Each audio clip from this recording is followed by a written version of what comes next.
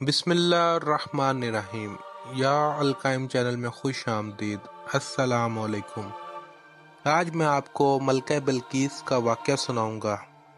آج سے ہزاروں سال پہلے جزیرہ عرب کے جنوبی علاقوں میں یمن کے گرد و نواح میں ایک شہر آباد تھا جسے سبا کہتے تھے، اور وہاں آباد لوگوں کو قوم سبا کہہ کر پکارا جاتا تھا۔ یہاں کے لوگ نہایت ہی نعمتوں اور راحتوں میں تھے۔ ہر طرف لہلہاتی فصلیں اور پھل سے لدے درخت موجود تھے، مگر یہ قوم شرک میں مبتلا تھی اور سورج کی پوجا کیا کرتی تھی۔ جب وہاں کے بادشاہ شرجیل بن مالک کی موت ہوئی تو اس کی بیٹی بلقیس نے حکومت کی باغ ڈور سنبھال لی۔ بعض مورخین نے لکھا ہے کہ بلقیس کے والدین میں سے ایک جنات میں سے تھے، مگر اس نظریے کی کوئی واضح دلائل نہیں ملتی۔ ملکہ بلقیس ایک قابل عورت تھی جس نے یمن پر 9 سال نہایت ہی خوبصورتی سے حکومت کی۔ دنیا کے بیشتر علاقوں میں جو تجارت ہوتی تھی وہ قوم سبا کے ہاتھ میں تھی۔ یہی وجہ تھی کہ یہ قوم نہایت ہی دولت مند تھی، مگر یہ وہ زمانہ تھا جب مشرق سے مغرب تک ایک عظیم موحد بادشاہ کی طاقتور حکومت اور جاہ و جلال کا ڈنگا بجتا تھا، جسے تاریخ میں سلیمان ابن داؤد کے نام سے جانا جاتا ہے۔ حضرت سلیمان علیہ السلام کی حکومت دنیا کے بیشتر ممالک میں تھی، جس کا دارالخلافہ یروشلم شہر تھا۔ آپ کو ہوا، جنات، چرند و پرند اور جانوروں پر حکمرانی عطا کی گئی تھی۔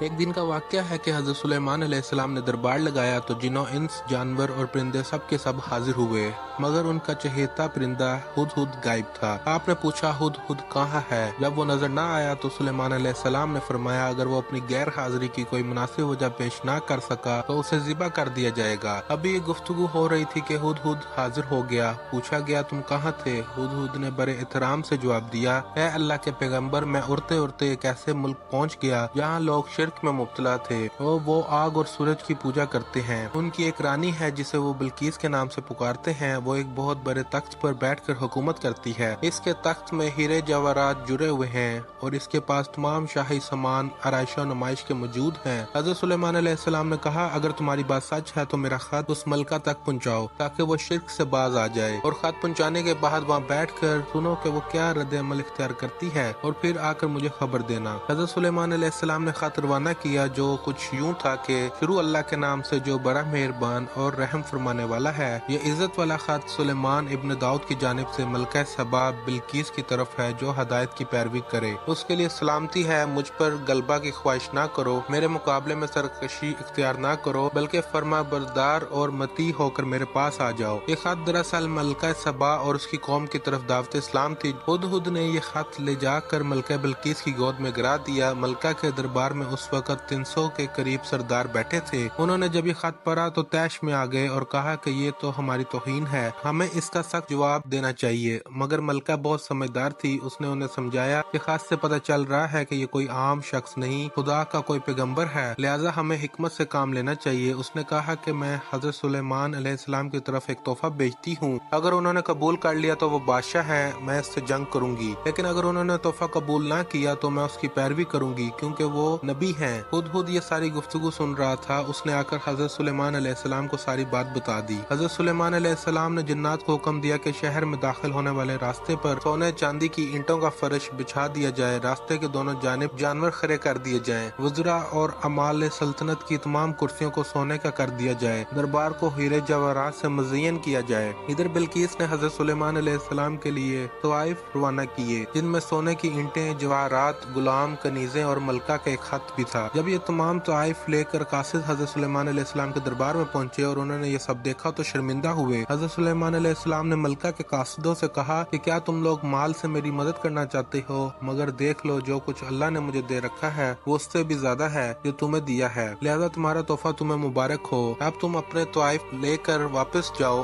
اور اپنی ملکہ سے کہنا کہ ہمارا انتظار کرے، ہم ایک زبردست لشکر لے کر آئیں گے۔ جب یہ خبر ملکہ بلقیس کو پہنچی تو وہ سمجھ گئی کہ واقعی اللہ کے نبی ہے، لہذا اس میں جنگ کی بجائے حضرت سلیمان علیہ السلام کے دربار میں حاضر ہو کر اپنی اطاعت کا یقین دلانے کا فیصلہ کیا۔ جب حضرت سلیمان علیہ السلام تک یہ پیغام پہنچا تو آپ نے اپنے درباریوں سے کہا کہ تم میں سے کون ہے جو ان کے آنے سے پہلے ملکہ کا تخت میرے پاس اٹھا کر لائے؟ ایک دو ہیکل جن نے کہا آپ کے دربار کو برخاست کرنے سے پہلے میں اسے لا سکتا ہوں اور امانت دار بھی ہوں۔ پھر ایک اور शख्स जिसके पास किताब का इल्म था उसने कहा कि मैं ये तख्त आपको आपके पलक चपकने से पहले ही ला दूंगा। फिर हजरत सुलेमान अलैहिस्सलाम ने उस तख्त को अपने पास रखा हुआ देखा तो पुकार उठे कि मेरे परवरदिगार का फजल है ताकि वो मुझे आजमाए कि मैं शुक्र करता हूँ या ना शुक्री, और जो शुक्र करता है तो उसका शुक्र उसके अपने ही लिए मुफीद है, और अगर कोई नाशुक्री करे तो मेरा परवरदिगार बेनियाज है और अपनी जात में बुजुर्गों बरतर है। मुफस्सिरीन के मुताबिक वो शख्स हजरत सुलेमान अलैहिस्सलाम का कोई दोस्त था जिसका नाम आसिफ इब्ने बरखिया बताया जाता है, और बाज़ ने लिखा है कि वो आपका खालाजाद भाई था। कहा जाता है कि उस तख्त की लंबाई 80 हाथ, अर्ज 40 हाथ और ऊंचाई 30 हाथ थी। इसमें मोती, सुर्ख, याकूत जुड़े हुए थे। हजरत सुलेमान अलैहिस्सलाम ने उस तख्त में रद्दो-बदल कर दिया, उससे पहले से भी बेहतर बना दिया।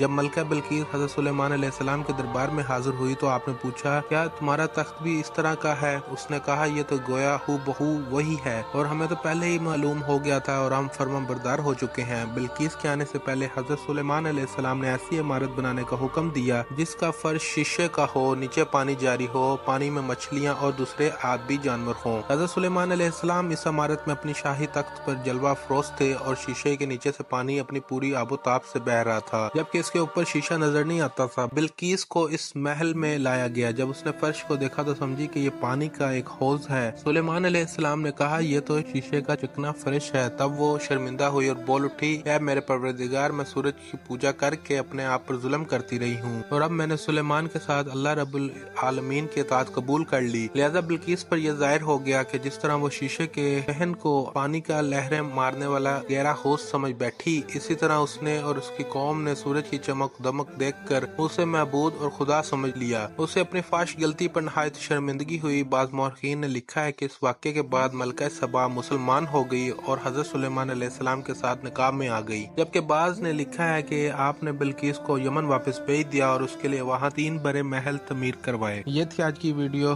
Thank you for watching. Like, subscribe and share my channel या अलकायम टीवी।